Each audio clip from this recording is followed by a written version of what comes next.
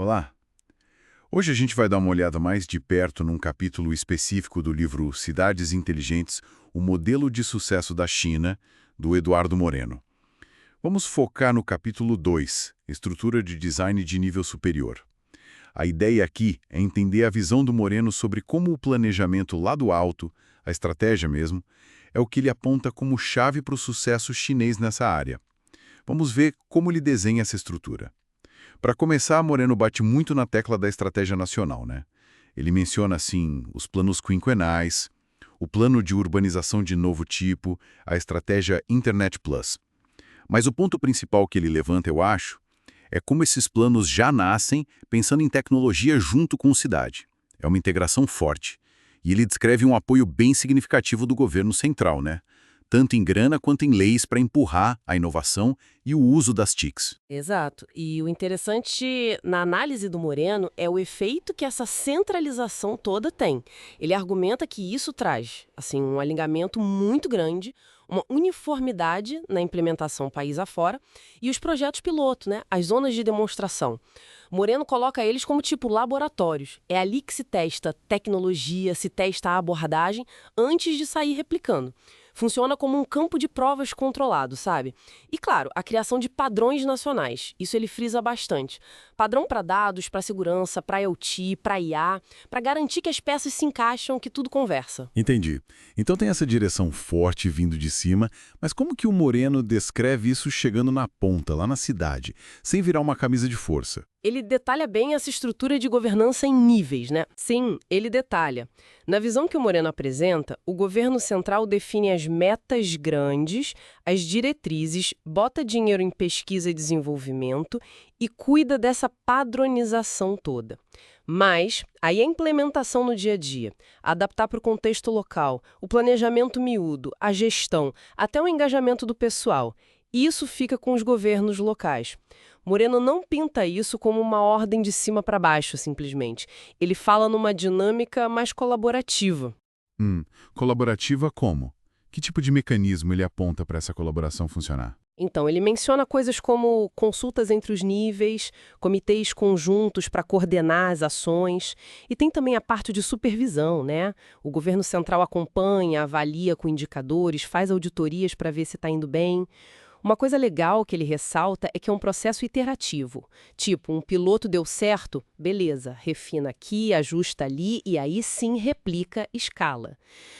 E ele destaca também um esforço grande em capacitação, treinamento, workshop, para transferir conhecimento para as equipes locais. Legal. Falando em fazer acontecer, né? Financiamento é sempre um ponto crítico. Como que o Moreno aborda essa questão do dinheiro para cidades inteligentes? Olha, ele mostra que não é uma fonte só, é um mix. Tem, claro, o investimento direto do governo através daqueles órgãos-chave de planejamento, como a NDRC e o MURD. Mas um ponto que Moreno dá bastante ênfase é o papel das parcerias público-privadas, as PPPs. Ele descreve uma sinergia aí, sabe? O governo entra com o marco regulatório, a estratégia, e o setor privado vem com capital, com o know-how tecnológico. Parece uma combinação potente mesmo. Ele fala de outras fontes também? Fala sim. Moreno também aponta a importância do investimento estrangeiro direto, o IED, e das colaborações internacionais. Trazem tecnologia, boas práticas, segundo ele.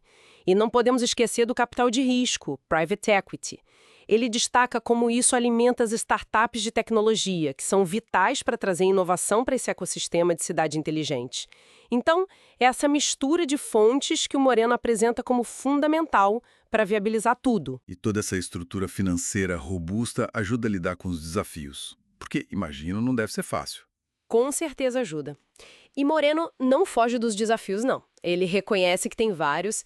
Tem os técnicos, né? Tipo, fazer sistemas diferentes conversarem, a tal da interoperabilidade, e a própria cibersegurança, que é um problemão. Tem os desafios sociais também, a aceitação das pessoas, o risco de criar uma exclusão digital, a privacidade dos dados, tudo isso. E os econômicos, claro. É caro implementar tudo isso. E tem questões regulatórias.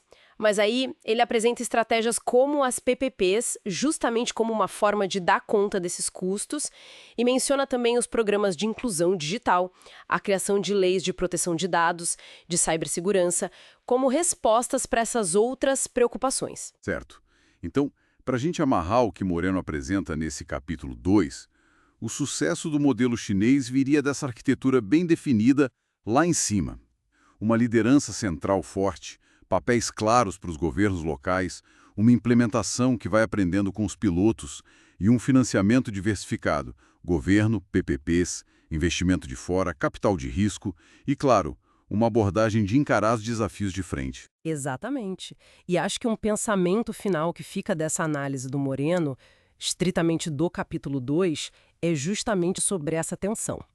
Como equilibrar a eficiência que vem da padronização, do planejamento centralizado, com a necessidade vital de ter flexibilidade lá na ponta, de permitir que a inovação também surja de baixo para cima e de realmente responder às necessidades específicas de cada comunidade. Manter esse equilíbrio dinâmico, ainda mais com a tecnologia mudando o tempo todo. Esse parece ser o desafio constante que fica implícito na estrutura que o Moreno descreve.